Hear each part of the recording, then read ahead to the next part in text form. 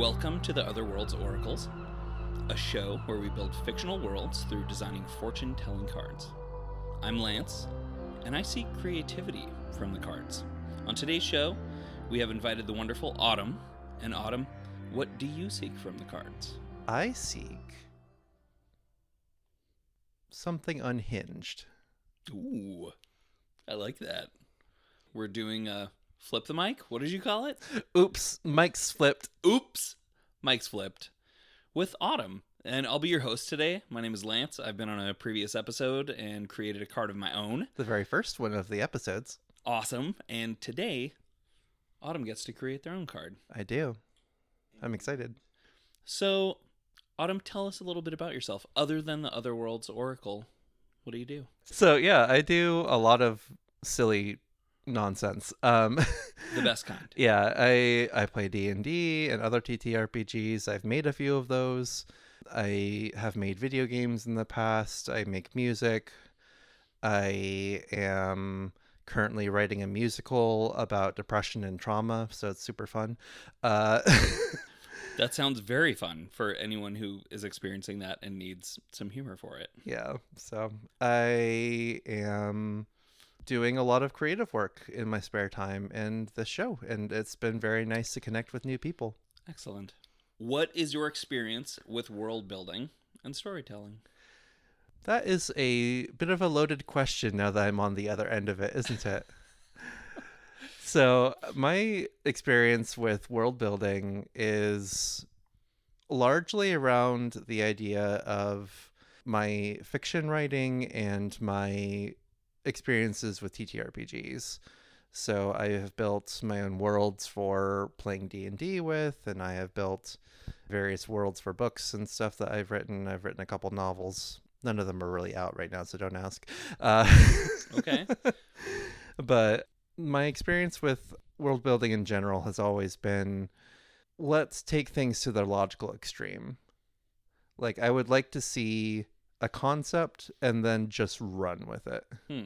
Like, I really enjoy the process of just like, let's look at elves. You know, you're looking at elves and they live forever, basically.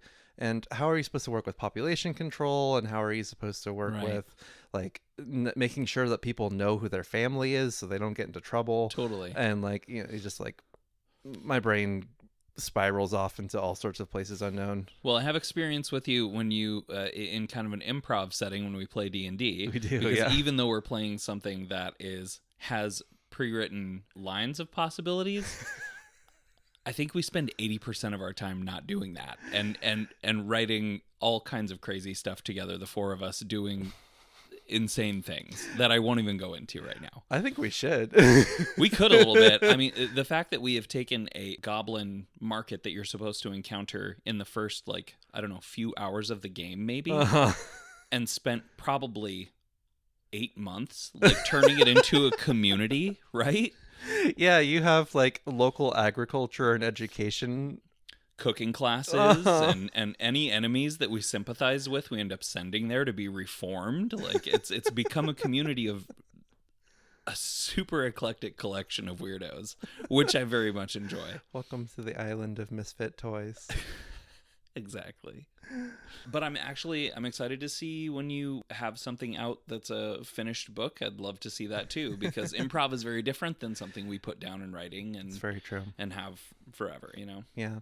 And, you know, I'm also working on writing something that is musical in its inclination, which is to say a musical. Okay. And I think you've brought this up before. Really? Yeah. Really? Or at least mention that you would like to do that. Maybe you were brewing this when we talked about it. But yeah, it's a musical about this teenager who's really going through it and encounters a VTuber, and their whole life just kind of goes topsy-turvy after that. Do they meet this person, or they just, like... They're just having admire them and follow them, and the biggest parasocial relationship that you've ever seen. Wow, that's awesome. Yeah.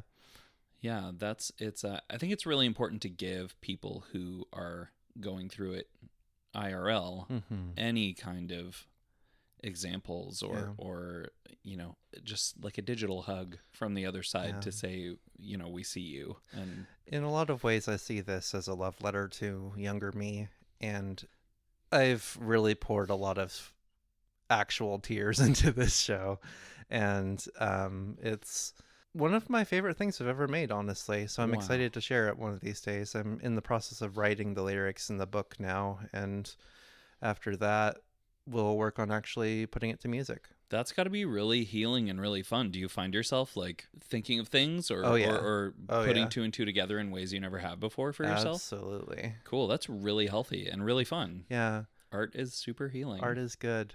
Art is the best. All right. Have you ever had your fortune read? I have. Can you give me an example, or like, what was your first encounter with fortune telling? How about that? Okay. As with most gentle queers, my first experience with fortune telling was from my girlfriend, and I was like, whatever. It's just cards, and Okay. like they're like pieces of paper in an infinite universe that nobody gives a shit about, because I was so cool as a 22-year-old. And then Too cool, even. perhaps. And at that point, I was like, well, we'll just see how it goes. We'll just ask it what the dealio is. And they did, I think it was a Celtic cross. And so this whole big arrangement. And then at the end of it, I'm like, so tarot is real. Right.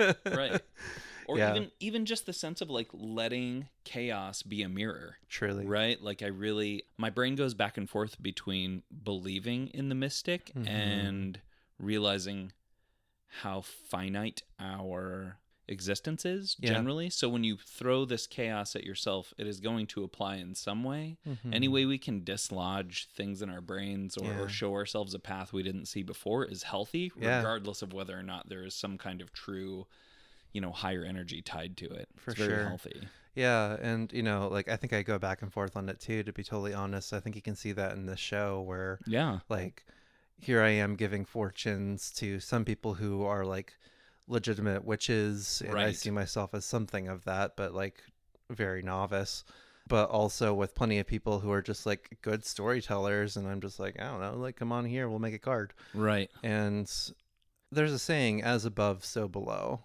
And it means like as things are in the heavens, meaning like the universe, so are things in smaller spaces like the earth or a community or a person. Right. And I think that the randomness of this little die in my hand reflects the mystery and randomness of the heavens. It's as above, so below, random. Absolutely. And I think it's a lens into that. Totally. Yeah. Whether there's a hand guiding it or not, it's reflecting what the world is, which is mysterious and incredible and tragic and beautiful.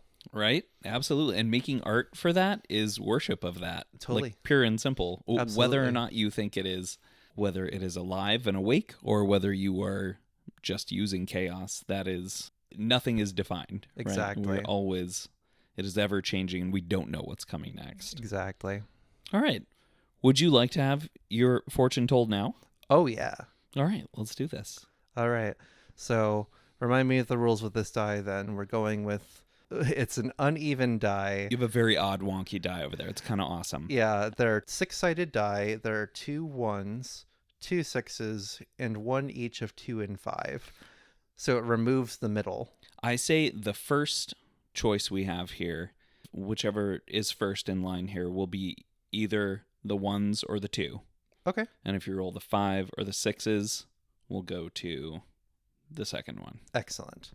Well, shall we do this? Mm-hmm. And it's a 2. So what are you seeking from this reading? What is your question? What would you like to know? How should I structure my social life?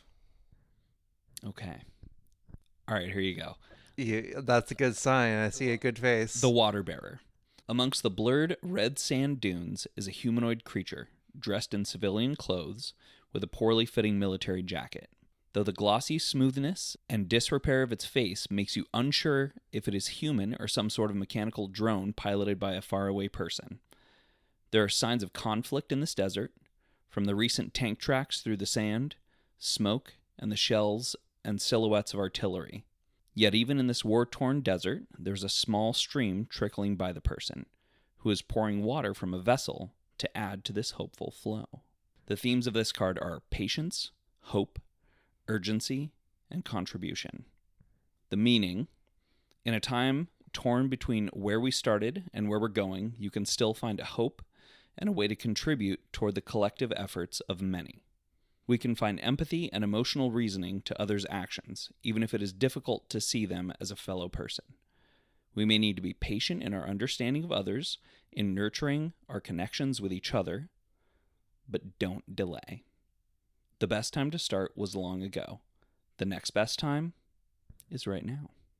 If this card is inverted, it means conflict, entropy, desperation, and depersonalization. Yo, this deck is cooking. I gotta say too, like, for your question, this is almost rote. Like, I don't have to go very far to tell you. You know, I will say though, do you want me to riff on this for half a second? Please do. I would say that this is urging you forward in matters that you feel fuel the community you want to support. Yeah.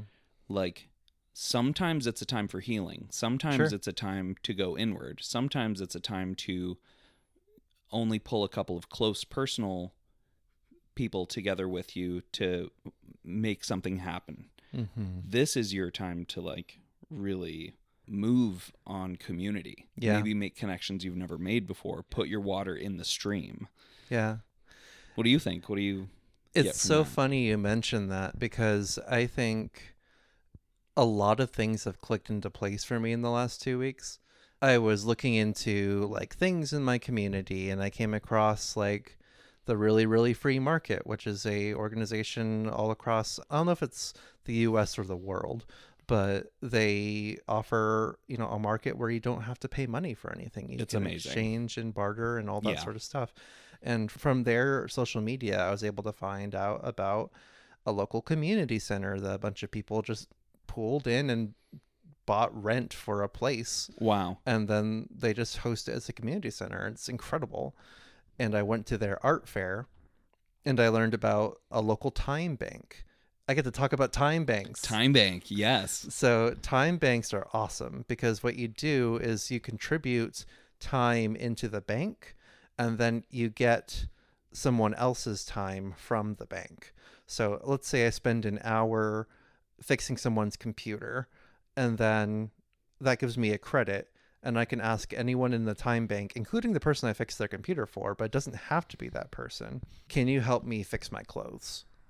And we just have this circular flow of time in a community. That's amazing. I love it so much. The fact that you can, like, put forward what you would like others to get from you. Yeah.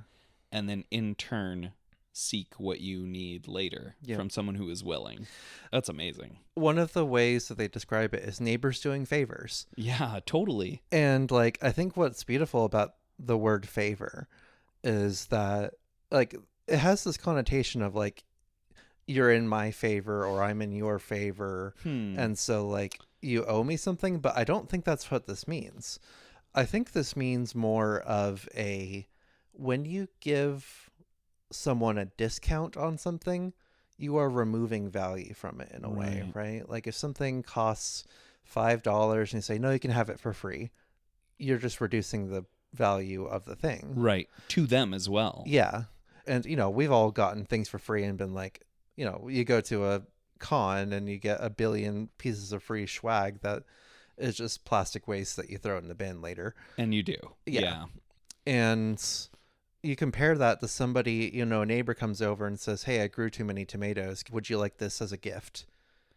Right. And that's like, oh, you are giving something of value to me. It is obvious that you have poured yourself into this. Yes. Truly. And like, it doesn't even have to be something you made. It's just like, hey, look, I am taking this thing of value and I want to give it to you because the value in this exchange is our friendship. Totally. And is our community. And I think that creates a third thing between the two of us. It's us instead of you and me.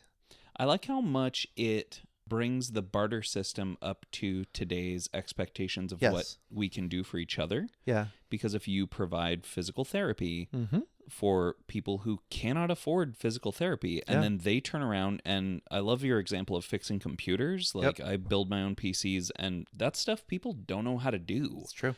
Like, they may have bought a graphics card and been in over their head. Yeah. And so you just come put it in for them, and it takes, 45 minutes. Yeah. That's amazing. Everybody has such different skills that, like, you pull it together and you have an incredible community. I've That's heard true. of people who are like, okay, so like you said, like, I am a massage therapist and Totally. I'm going to give you a massage, and in exchange, you are able to, watch my kids for an hour while we go out on a date. It's like a really cool system. And it helps to build community in ways you never would have otherwise connected with people. Yeah. What a trip. Yeah. And, if you are interested in a time bank near you, I will include a link to a registry of time banks throughout the world. Cool. And that will be in the show description. Not to go on a great length about this, but can I ask real quick, Yeah. is it a local thing like Craigslist, or is there things where if I provide a service that I could do from anywhere, I could trade those kind of services with people across the country or across the globe? It depends. Okay. Because it is very much like Craigslist in the sense of, like, there are local servers where you start a place in your local community. Depending on which version of the software you use. Got you. Some of them will let you share with time banks across the world. Is this a website or a program? A website. Okay. Excellent. I believe it's Hours World. Time banks. Yeah, totally. HOURWORLD.org. Yeah. That's Our fantastic. World. Yeah. Wow. I really look forward to checking this out. Yeah. All right. Would you like to be creative now? Have we not been so far? I mean, we've been super creative, but I mean, you actually get to make a thing that, I'm so that excited, lasts Lance. out into the rest of the episodes. Uh-huh. That's kind of amazing. Someone's going to get this as a fortune in future episodes. Yeah, this very much fits in the, like, give and take of a gift economy, right? Like, yeah. Y'all have given me so many gifts, and I feel like I get to, like, give one back. And I mean, like, I guess recording and editing counts as something, but, like, for sure, y'all are so great. This has been one of the best projects I've ever done. So it's awesome. Yeah, this is very cool. I love listening to the different people you get to come on and do this. It's super fun. It's fun. Okay, the way this is going to work is that we're going to design a card similar to the ones in a tarot or oracle deck with 3 main characteristics: a setting, a main character called the arcana, and some kind of artifact called the symbol. We will draw each card with prompts and assign them to each characteristic, giving us a direction to start in. From there, we'll build on each concept until we have finished out a story combining all 3 elements. We will then determine what the card will look like and what its meaning could be. Are you ready to get started? I am so ready. Cool. Mycelium. Yeah. They're beautiful on here. Yeah, the mycelium is the connective threads between mushrooms under the ground. Is mycelium something that you put in here, or did someone elect? Someone else did. Okay. That's awesome. Yeah, Dee put that in. Wow, interconnectedness. Mm-hmm. All right, do you have any idea where you would like this to go? Oh, I'm so torn. It could be any of them. Easily, it could be any of them. Arcana. Okay. I want it to be the main character. Mushroom people. We're already going full D&D. I love this. Second card. Second card. Language. We have setting and symbol remaining. I mean, I feel like the obvious one is to go with symbol because language is symbolic. So let's put it in setting. Okay. Unhinged it is. Uh-huh. Last card. Ready? Ooh. Constellation. That's the symbol? That is the symbol. Okay. I want to start with the setting, I think. Yeah, I was going to say, I feel like setting is a place to start. However, I want you to have full agency over how unhinged you go in this. So setting, tell me, how you're feeling about language as a setting. My first thought was, what if this is a character in a book? Because I think that is a really interesting thing of like, you are a person made of language. Mm-hmm. And the world is made of language. And Right. to some extent, we don't know if that's true for us. We could be some oracle's story to For somebody sure. else. And, quite an impressive amount of world building, if I admit. Like, this is Yeah. kind of someone's ADHD nightmare hyperfocus for sure. But Right. I think that making someone made of language, it could be an oral tradition, it could be a written tradition, it could be anything that uses language. So I Could think even be code. it could be code. Procedurally generated. Yeah. Yeah. What are you feeling? Are you feeling, where does this go? What feels most right for you in this? You immediately went almost to a being or a consciousness having produced this. I'm gonna take the dodge action and move to a different card. I like that. This can marinate. That's excellent. Okay. You've successfully dodged. We have mycelium as arcana and constellation as symbol. Let's start with the mycelium. Okay. So you had mentioned a mushroom person, and I think that's beautiful, but I don't want to take Rain's swagger here. Rain already did mushroom people, and that's theirs. Right. Totally. So when I think of mycelium, though, man, this really brings a lot of things I've been thinking about together. It's funny. There's this idea of forests are connected in their roots.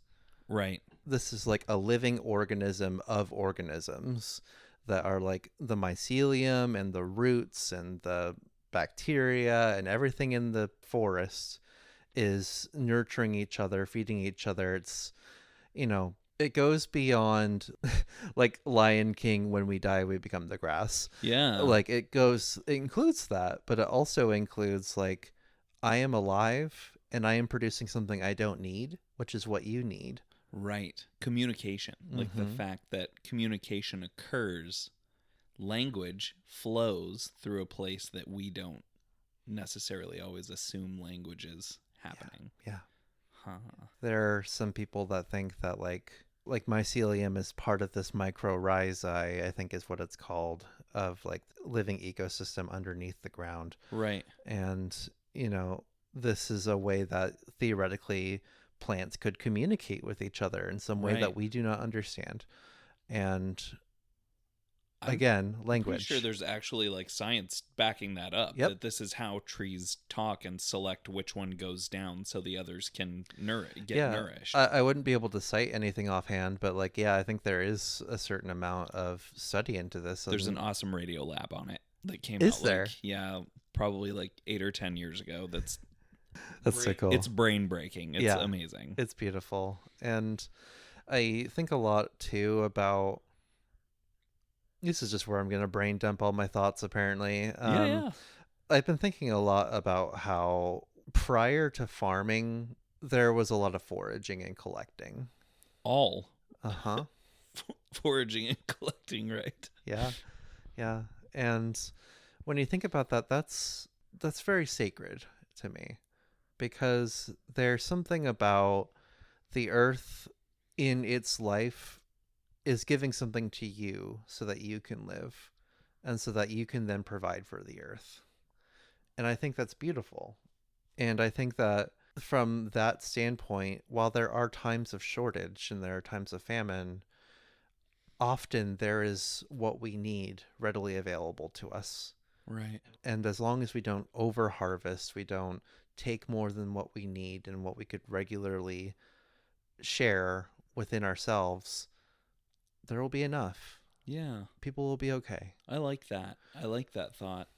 It's funny that the cross section of not having enough and famine is inherently linked to farming. Yeah.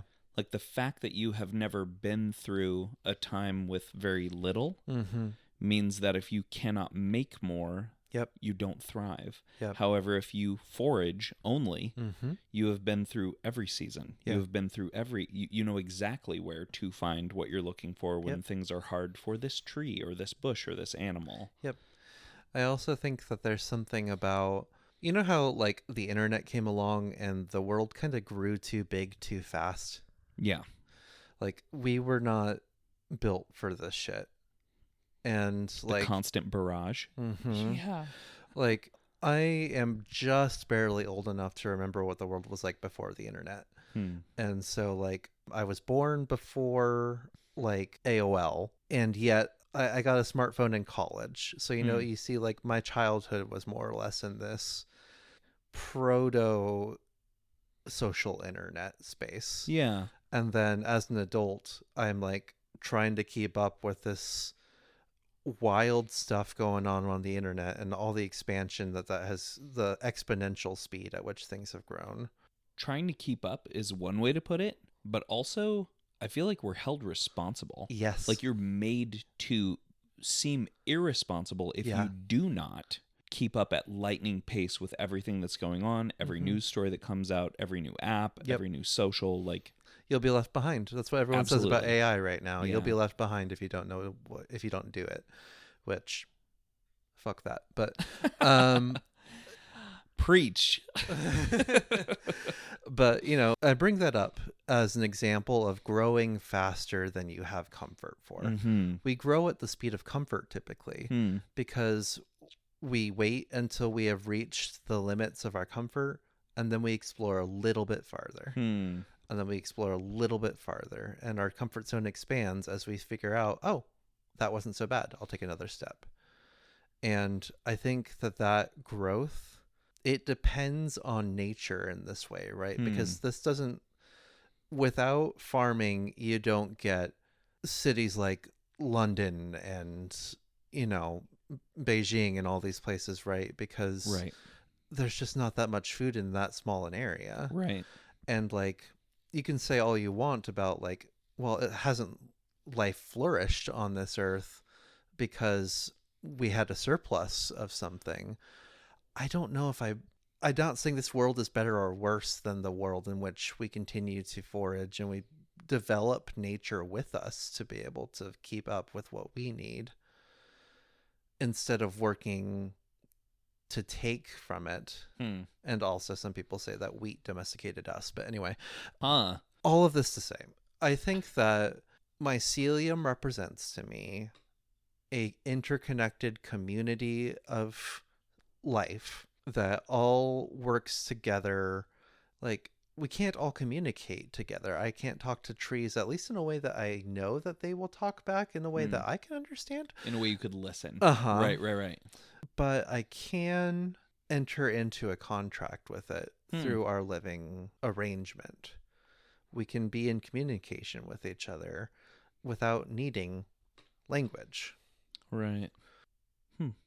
So, what does a mycelium network do when it finds out that it is in a world made of language? This is the concept I want to be unhinged about. Would you like to circle back to language? All right. So I think what we're talking about here is a story that is outpacing its writer's ability to keep up. That's my first thought. What do you think? I like that.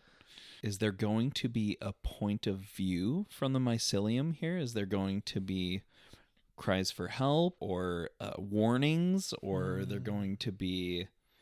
If the mycelium is the arcana, if it is the arcana necessarily the perspective or the point of view? It's just the main character. Okay. So it can be, wouldn't it be funny if the arcana just wasn't in the card? I'm sure that will happen one of these days. But I think what might be interesting, like my first visual, and again, I'm going to keep running with it as far as I possibly can, is, you have a book that someone is writing in with a quill, but things are growing out of it. Like on the left, they are trying to hastily keep up with the progress of the mycelium, but the mycelium, the community, the ecosystem is moving at a pace that is going to flourish faster than language can contain. I like that. So it's ahead. It's on the right side of the book. I mean, I guess that's, English centric because it's left to right. But, Yeah. most of the people reading this will probably be English readers. So moving from left to right works right out. So, my first thought would be that, and I want to keep building off of that. Okay. So let's take that as a base for now. I like that as the underpinnings are coming together. Do you want to circle around to symbol real quick just to see if you get a feel? Yes, okay. I do. So we have constellation as our symbol. Yeah, constellation. And I think this brings us back to as above, so below. I think that, we have the heavens and we have the stories written in the stars. And it's interesting that the stories in the stars are bigger than we are. But we try to contain them within our language. That and like study and knowledge, right? The fact that history repeating, right? There is no unwritten story. It takes on different forms. It manifests differently, yet it has all been written.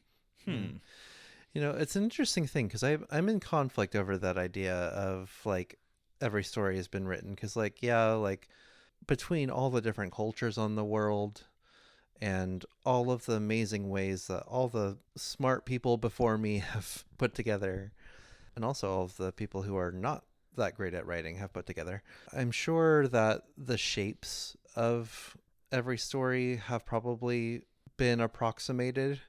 I don't know if every story has been, though. It's kind of like how we've mapped the human genome, but we don't know the DNA of every person. Right. And I think, too, that we are creatures of experience. Yes. Like, I could listen to a different song, even by the same artist, about the same subject matter that would blow my mind. Yeah. Because I had never experienced it before. Yeah. I could, eat something cooked by the same chef that I had known for years that would... same ingredients I've had in something else, and it would utterly blow my mind. Yeah. So even though this story has been told, it is the fact that we have never experienced it ourselves. Yeah. Maybe that speaks to how special the story is to the person perceiving it. Yeah. And it doesn't discredit the fact that Exactly. every story exists. Yeah. It just is. And I wonder how we can work that into this card, because Yeah. I think there's something to be said for the writer is not a bad person. Right. They are somebody who is trying to describe perhaps the heavens. Maybe they're trying to describe the stars and what the stories they see in the stars. But once they have created and nurtured a space in which the story members itself can be in, when those beings of the story come together and connect, they become something uncontainable. And they become something that can't be described by symbols. Any kind of art, we have some sort of limitation, right? Right. Like if we're working on a digital screen, we're limited by the pixels, or the, if you're working in a vector graphic, maybe not, but you have different constraints there. Right. And so 2 dimensions. 2 dimensions. And then, no matter what you do, there's some restriction, and that creates art. Right. Because you have to have some boundaries in order to build within it.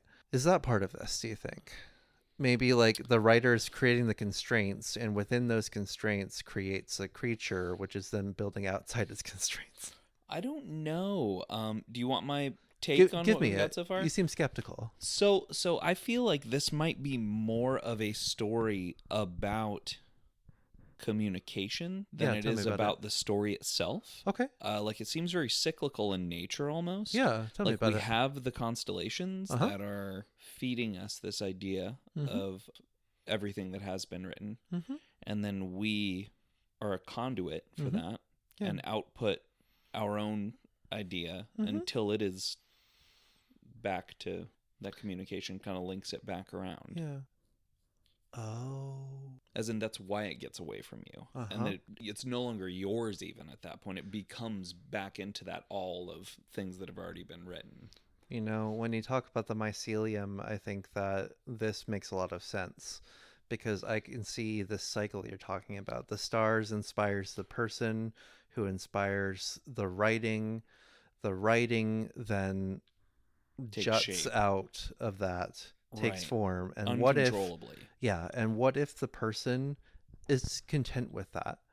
And they reach for like an apple or something and are eating it from the tree and then looking back at the stars. Huh. So one hand is writing Yep. and giving themselves over to this process, and Mm-hmm. another hand is Plucking some sort of fruit. from Or that maybe which is or maybe growing there's like a bite out of the fruit in the other in hand. their hand, and the tree that is growing out of the book. Mm-hmm. Has that Hmm. fruit. That's that's kind of beautiful. I like this a lot. How do you feel about tying the things that are growing out of the book back to the constellations? Maybe those trees are growing so high that they reach towards the stars. What else do you see in this scene that is growing out of the book? And feel free to dial it back later. I always tell my writer friend it's better to spill everything and then dial ourselves back. Well, that's the funny thing about this project, right? Is that we get to describe all these wonderful things with words, and then we're left with constraints of words, but then it needs to be adapted into something with completely different constraints. Poor artist is going to have to draw this. Oh my god! If I'm being honest, I think when you introduced this to me Mhm. and interviewed me for this, Yeah. I think we actually only ended up using about 10% of what I talked about to actually go on the card. So yes, I feel you. The constraint is the hardest part Yeah. with words and Yeah. then with art as well. But like constraints give us an opportunity to birth the thing. Yeah. And then that thing can grow beyond the scope of what it was originally for Mm-hmm. and grow and feed the heavens. Yeah. So I don't know exactly what to expect in terms of depicting that reach back into the sky, though. Like, I could see it being physically tall. Like, I'm always a fan of Douglas fir because I'm an Oregonian born and raised, and like I love that so much. But you know, it could be whatever. I want to Break it. Well, so I feel like you pinned down elements really fast. Mm-hmm. Like that was really like you really brought all that together full circle really fast. Mm-hmm. So we've discussed meaning to some degree and appearance to some degree. Do you want me to run through and crystallize those or solidify those in this? Yes. Like revisit those as questions? Yes. Okay. I do want you to do that. Can you do something for me? Yeah. I want to do something with the cards. Okay. And I don't know what exactly. With these remaining cards or these three? Either of them. Okay. I can't decide. Either I want to invert one of the cards that's on the board already, or I want to add a fourth card. Do you want to do this chaotically, or do you want to? Yes, I want it to be as chaotic as possible. Okay. Okay. I wrote the system. I want to break the system. Low or high? High. Okay, we're gonna invert one of these cards. Okay. Do you want to choose which one, or do you want me to do it? You should do it. Okay. Ooh. You could do 1, 6s, or others. Exactly. All right, we're inverting constellation. Okay. The card has been turned. Okay. How do you feel about that? What does that mean to you? Inverting constellation, or are we inverting the idea of a symbol? Ooh. What does a symbol mean in this? Exactly. Okay, so we're gonna go ahead. Really quick, just the idea of the appearance of the card. Mm-hmm. The only thing that I thought of when we were trying to make it cyclical, Yes, was having whatever was growing out of the book.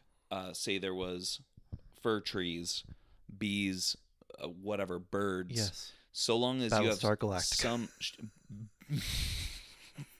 Why must we reference The Office?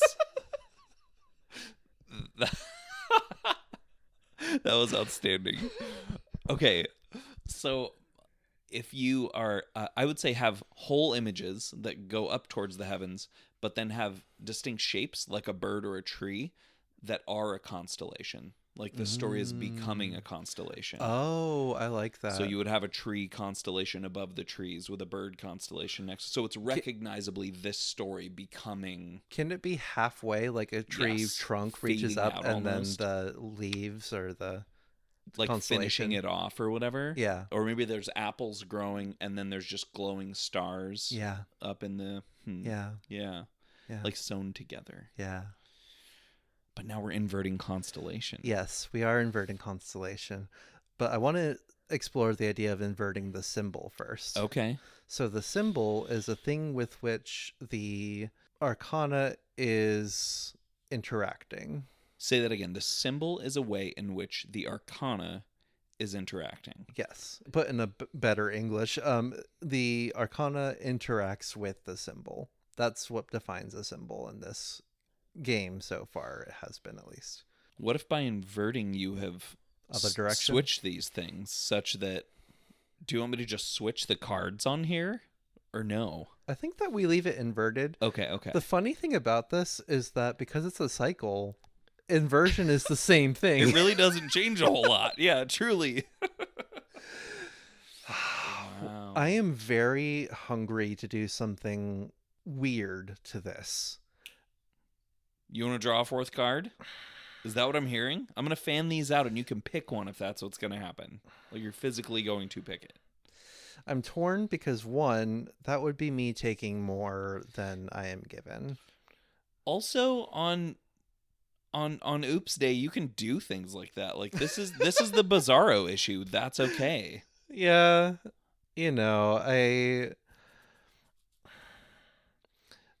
I'm torn because I don't want to over harvest. Okay. But I do want to do something silly. And because of that, I want to do something with the cards I have. Okay. And do you have an idea? I don't have an idea. Do you? Is something forming? I don't yet. No. You know what? When we make these cards, I put down the cards onto a little play mat that I made. It has a little black spot that is labeled setting and arcana and symbol, and then I put the cards on top of those black spaces like you would for, like, I don't know, in Magic or something. Okay. Right? We've made use of the cards. Have we made use of the board? I've been given the board as a guest, and so I seek to use it. Let me know if there are ways in which I can facilitate that. What do you want to do with the board? I don't know. I truly. So the problem that I have is that the problem I'm faced with is that you have a really good equation right now for figuring out how to build this thing you have put before the community to build. You have followed this equation. Yes.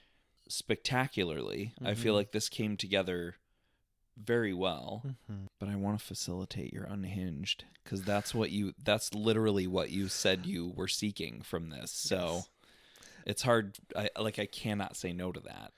I think what we need to do is bring this card into the third dimension. I don't know what that means. You said that, like, visual illustration is limited by the fact that it's 2D. Okay. I want my card to be three-dimensional. Like when it is created? Uh-huh. Huh.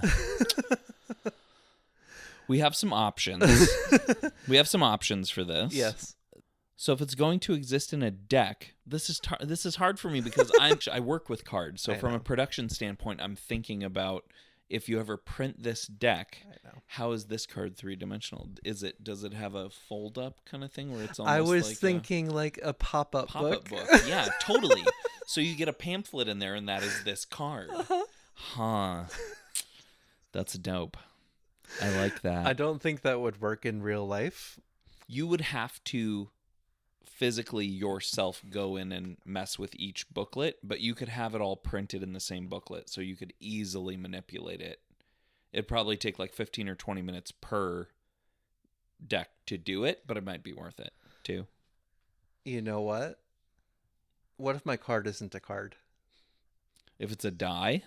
if it's a... What if it's the booklet that goes with the cards? Yeah, absolutely. So, like, in the little booklet that gives you the meaning of each cards, my card is the book. But what if so there has to be a card in the deck that refers to it, and then you open up the book. What if there isn't? What if I'm just like, as the maker of the cards, I don't get to make a card? You're just creating the manual. As the maker of the cards, I am the stars, which other people are using to create a card. So what you have created here is basically that. Like you're everything you've drawn and everything that you have put together actually speaks to exactly what you're talking about. But you have to be very explicit about that when you're designing the book and talking about it in the book. Mm-hmm. Huh. I like that. That's really cool. Is that unhinged enough? It's unhinged, but it's also like a fantastic philosophy to put inside the book about the deck. Yeah. I think it's great. Yeah. Yeah. And you know the funniest thing about this? My card will be the only one with a hinge. Huh. It is hinged. You went in seeking, and we reversed something, so maybe the reversal was your unhingedness, and now it is hinged. What is more unhinged than to go in unhinged and arrive at the only hinge? At the only hinge possible. Yes. In the format. Can we call that the name? The hinge? The only hinge? The only hinge. I like it. That's really good. And it actually speaks to the nature of the flow. Wow. How did you go from language, mycelium, and constellation to this is the book for the tarot deck? Like, that's amazing. Wow. I'm very happy. Yeah, that's fantastic. We have to keep the art, though, in terms of how the appearance that you came up with, because it really was that the cover? Is this the... If it's the cover, then it wouldn't be able to, or would it? Like, maybe it is the cover. The cover is like, how would that work with the pop-up? I'm really unsure. It could be like a children's book with or a greeting card where it pops up in the center of it, and the center is just the illustration, and then the trees and stuff come out of it. Yeah. And the like trees include like stars in the leaves of the top. If you wanted to, it's still 2-dimensional, but if you wanted to make an artist work extra hard, you could just have the like far right, what am I thinking, cover? Yeah, the far right, like 2 inches be your card, but it's illustrated as a flip book. Okay. Through the pages. Like you flip, and something happens to the illustration. That's still not quite 3D, though. I'm trying to think of ways to make this feasible. I know, like making this is a very fun haha. Yeah, for sure. A bit over ambitious for what my blood says. No, I'm gonna make it hard for myself. There you go. I will say that can be, how about that's a stretch goal? Is making this unreasonably hard for yourself. I mean, the other option is that, like, what I can think of is you have the last 2 pages are the illustration minus the trees and stuff, and you just like slide the card out. Does that make sense? Huh, yeah. Like, it's just like a separate page that you just kind of pull up or down. Or you could even offer people a page of stuff that you tear out and cut out and assemble. I think that's the way. Because then I'm not going to do it. If you want to keep your book pristine and as it came in the package, here you go. If you want to cut out the cool thing and do something with it, you can. New deck plus. Yes, exactly. Would you like to go back and through and like crystallize meaning and everything? Okay, let's do that. Let's see here. All right, so let's summarize. So we should do a full like description for the artist render. Yes, absolutely. Let's do all of the meaning first, because if you nail something in there that you want to throw in, your brain just thinks it's necessary, we'll do that. That makes total sense. Okay. I feel like I don't even need to ask what possible themes of the card are. It was nice to get through all of that. What is the theme of this card? The themes?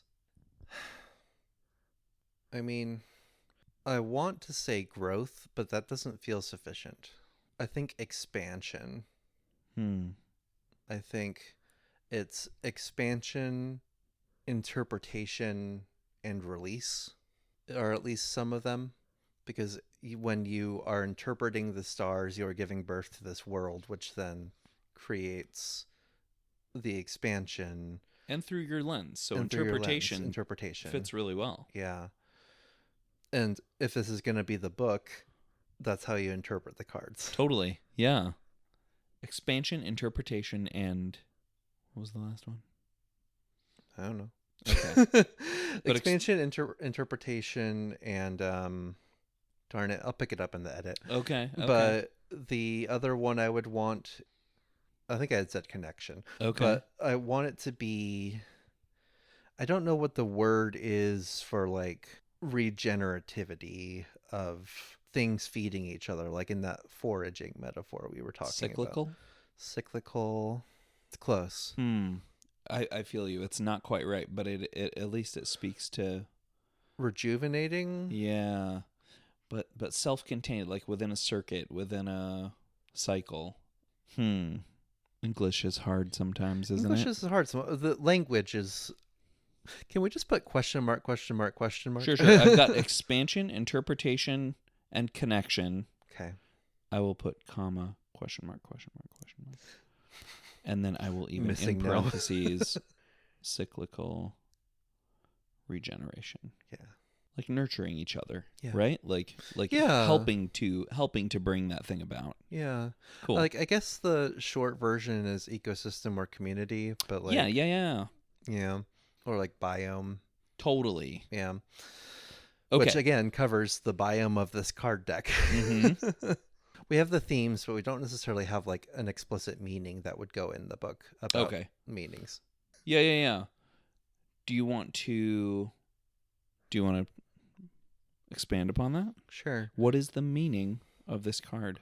Yeah. Like the card that you drew at the beginning. Where would you place this? If I were to pull this card, which again, I don't know how I would do that because it's in the book, this would be a message for everybody, wouldn't it?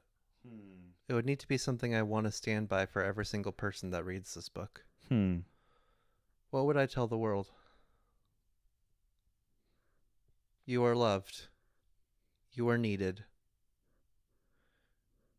Offer what you have and receive gratefully what you need. Through your lens, you can make new things that have never been told before. And the things that you can create, if you allow them, will grow bigger than you. Be humble and be proud.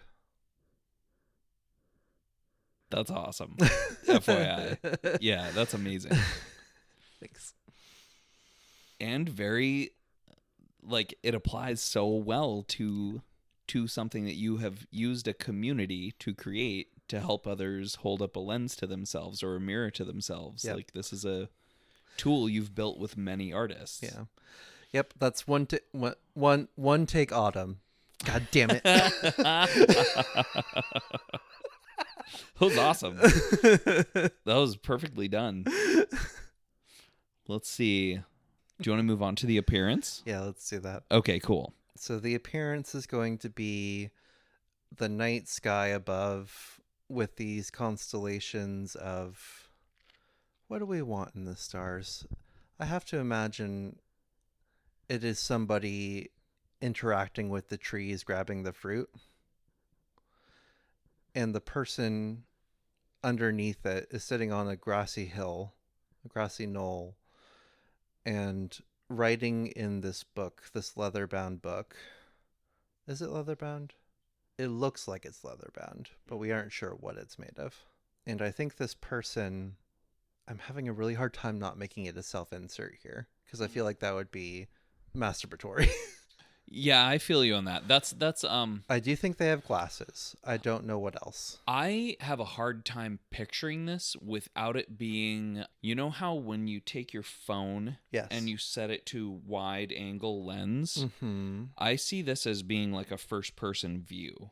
So there are people on the side over here picking fruit. Okay. The person who is writing, you're in their eyes. That's the camera angle. In one hand, they have the apple with the bite out of it that they've clearly been given by other people.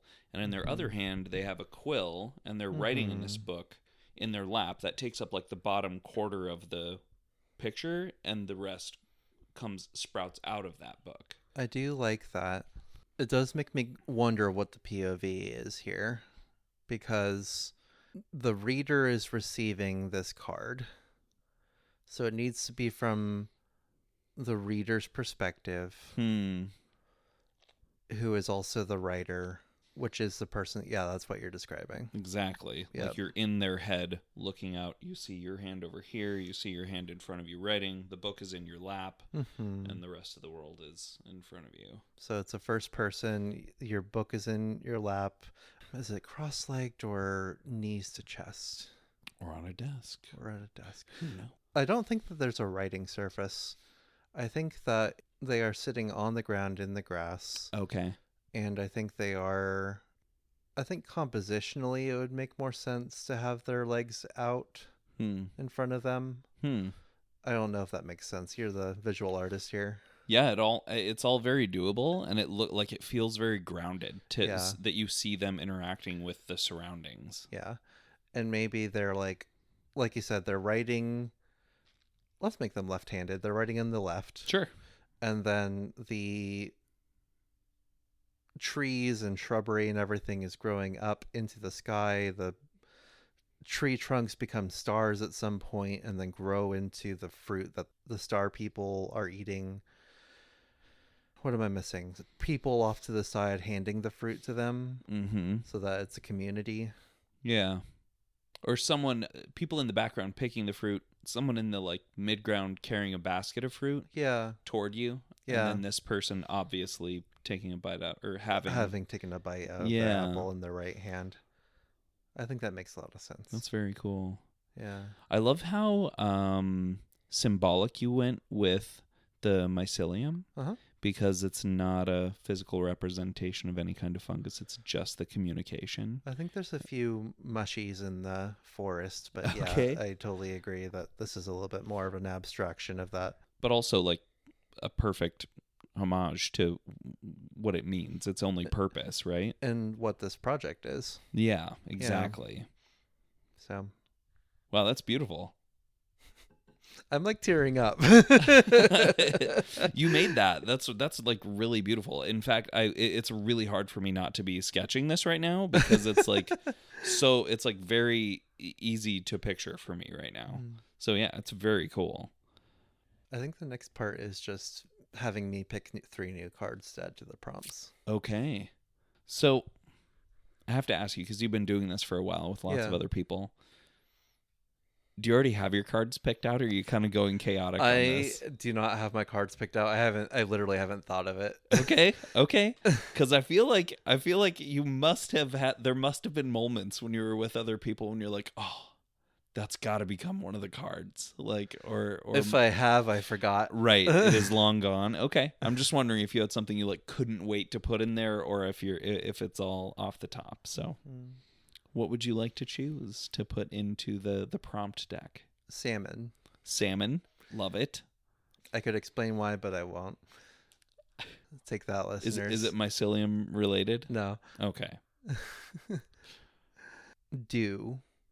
Okay, like a dewdrop? Yeah. Okay. Thanks. F-I-X, fix? Thanks. Thanks? Like Ooh, thank you. Like give thanks? Amazing.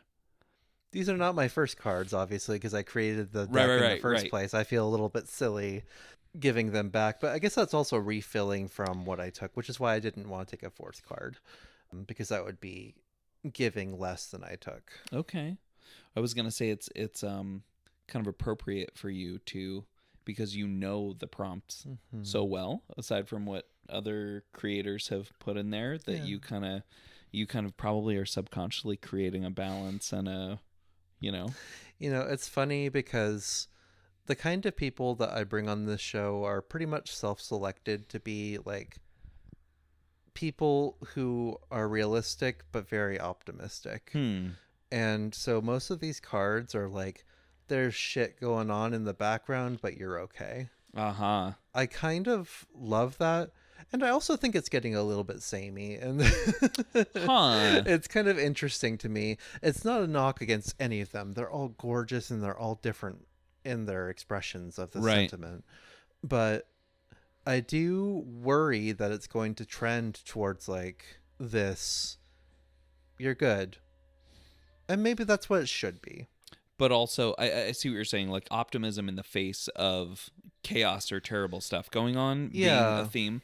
I mean, I think that's just where we're living in right now. Kind of, but I really admired about halfway through discussing all of this how much not that this is that you just created. I feel like there isn't it was a fine representation of how everything is just fine. Yeah. You know, and you're spotlighting something that is a force of nature as opposed to you know, it does tell a story, but it tells a story about this presence, that we are, you know. I do want to know though, is because I don't think you would have said it out loud if it wasn't something that you want to grow beyond, either with future creators or even by creating a separate format to come up with another group of cards for the same deck. You know what I'm thinking? There's this game by, I think it's Ben Robbins, called Microscope. Okay. And what they do is basically you take 3 index cards, and one is the beginning, one is the end, and one is something that happened in the middle. Okay. And then you keep inserting events in between those cards. And that way you create a timeline of thousands, millions, billions of years. Okay. So you're telling like huge sweeping stories with this system. Very helpful for building backstory and the such. What could be cool is that we borrow from that system. Each card has a color to it. It's either dark or light, but I want to get away from that because that brings up some kind of racist connotations in some ways of like when we depict blackness as bad. Right. That is not something I want to continue. But what I would be interested in is if I can finally use this. Okay, so there is another system by Ben Robbins called Follow. And for every single time that you do a mission, you put in beads, or like I use the little glass floats that you put in. Oh, you had talked about this previously during one of our games. Yeah, go on. So you have like, if something went well, you put in a clear bead. If something went poorly, you put a red bead in. And then at the end, you shake it all up and you pick one out, and that's the outcome of the... I love that. It's like karma right inside the system. So I wonder how we can insert that into this. Red and clear. Do you mean into the use of the cards or the creation of future cards? I think that in the creation of future cards, I want to add a color. I like the idea of adding it over the course of the show. Yeah. Where like we say something positive, we add a... Yeah.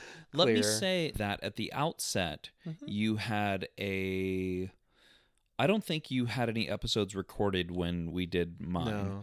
No. We did one card before you, but we didn't do an episode. Right. But because this is an exercise in world building, it is very seldom that I approach that as a dungeon master or game master and don't immediately think about what there is to fix. Okay. Like there is some kind of negative nature or destructive force, and that might be part of why people are inherently moving toward that. What do you mean? Maybe not.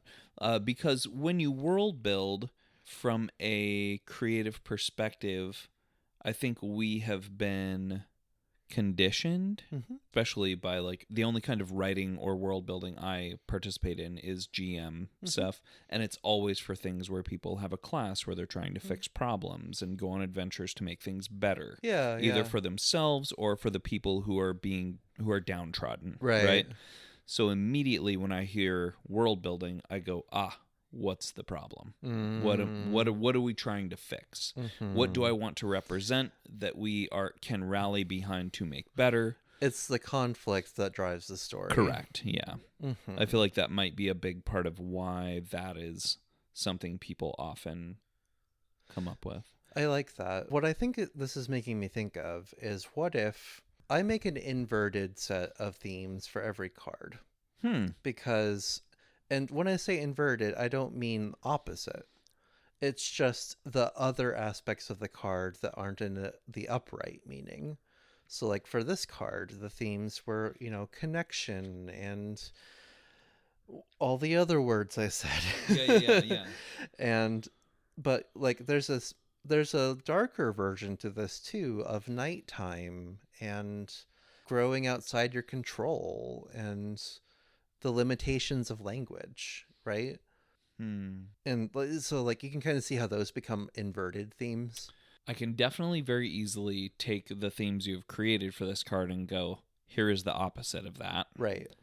That is not what you're doing. No. And I'm having a hard time wrapping my head around it. There's good and bad in everything, right? And I don't think this is a matter of good and bad necessarily. This is just like the upright meaning as such is like the literal meaning that we have come up with, which has for the large part been hopeful. Super positive. Yeah. Like it's like borderline religious. Yeah. And then the inverted for me is like the cautionary side. One is like growing and one is being careful, being cautious, being warning. Or is there an element of getting lost?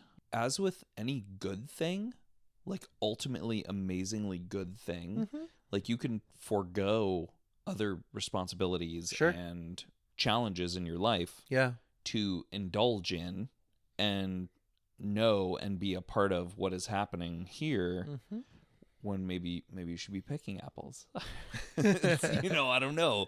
Like, what do you mean by that? I'm just saying there might be something to, like, I have been lost to creativity sometimes, and I have known people who have gone to great lengths to complete projects that maybe it took a few months, maybe it took a year. In fact, I'm helping a friend of mine try and get away from a project that he does not believe in anymore. He did at first, and it was a conduit for his creativity, and then it just became this kind of never-ending toxic artistic mess in his brain that like sucked him in, and he had to seek someone out to help him get away from it, or at least talk about it at great length and make sure he wasn't crazy and wasting time. So there's kind of a danger to it too, I suppose. And that's kind of what I mean, is that like cards can be like a relief of like, hey, there's a lot going on around you, like in the card that you read to me, where it's like there's a war going on, but you can contribute. You still find time and a piece of yourself to give. And then what we're kind of lacking sometimes in this deck is the cautionary side of this, like, hey, don't let this get too out of control, or else it could lead to some things that are out of hand. Out of balance. You feel like you're missing harbingers and warnings. I feel like very few oracle decks that I have come into contact with have a really solid mixture of altruism, warnings, things like that. Unlike the tarot, like just the original, tarot that is... It's not necessarily 50-50, but I mean, like, there's warnings everywhere. Oracle cards are often very optimistic. Absolutely. And I think that's partly because people get scared off by the tarot and they're like, oh, shit. Yeah, for sure. I know that has been the case for me. Like, I have a very loving relationship with my deck, who is very mean to me in a constructive way. But, there's like... something in me wants to kind of contribute a little more randomness. A little more uncertainty. And a little bit more balance. And so I think what we might do is I'm going to think on this. I'm not going to do it like on Okay. air necessarily, but I think what I'm going to do is figure out some sort of system where we add beads to the cup. And then at the end of some period of time, maybe we set a random timer. I don't know. But like, I'm trying not to make it too complicated for myself. But like, at some point, we draw a bead out of there. And if it's clear, it stays the same. You know, it's translucent, it stays the same. Okay. If it's red, we develop the inverted meaning, and that becomes the upright meaning. Huh. Does that make sense? Yes, but is this something you're doing to someone else's card that they've created? It could be any of the cards. I think we do it before. Oh no, you do it to the card we're making right now. Got you. That makes total sense. Do you tell the person ahead of time that is what's happening, or do you go through like 2/3 of the process and then go, sorry, Bizarro Day, actually you're making this card. Thank you for coming up with it.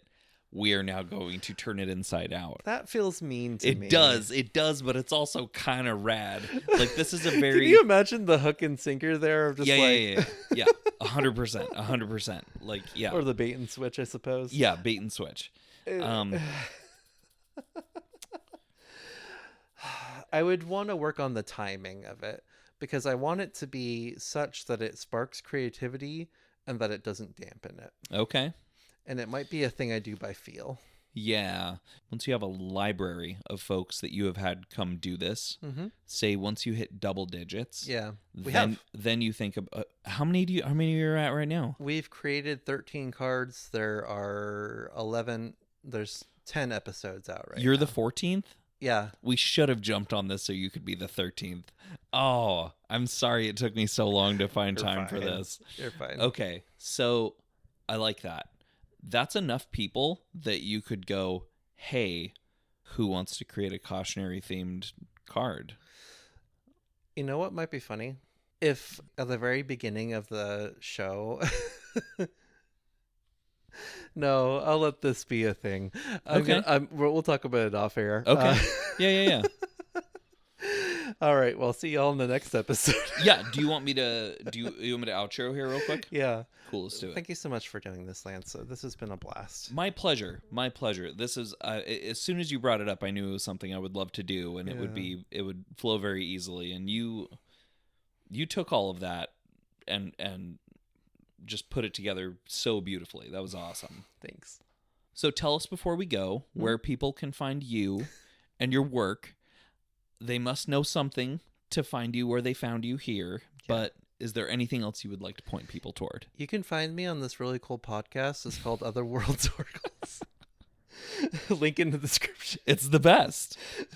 We're so meta around here. But I think probably the best place to look right now is fallenspring.neocities.org. Neocities.org, right? I think so. Okay.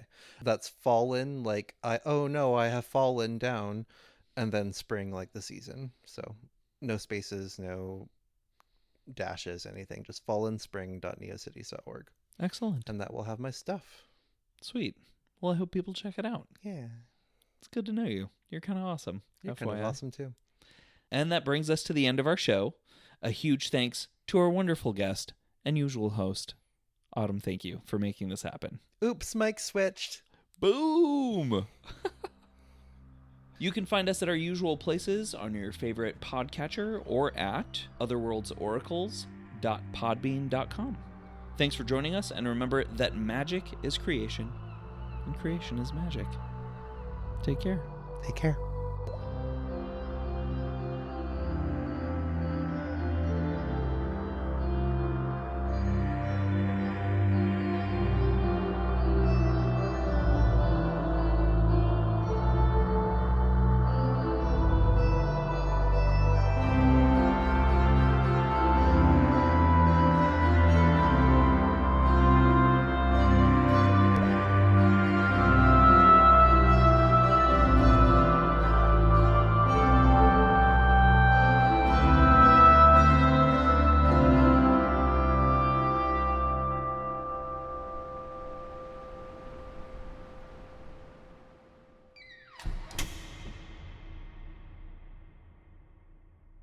We're going to let that trash truck do its thing out there real quick. Yeah.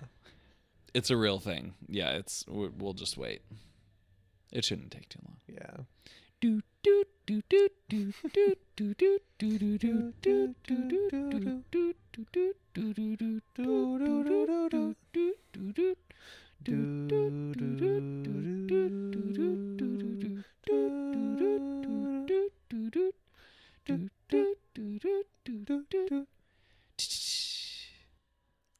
That was fun. little hi-hat, little waiting music. We'll see. I can't see the trash truck anymore, but it's taking quite a bit of time out there. There's a lot of recycling cans. They got to get it sometime. Yeah. Recycling's what this is all about, right? Mm-hmm. We can just hum ridiculous waiting music.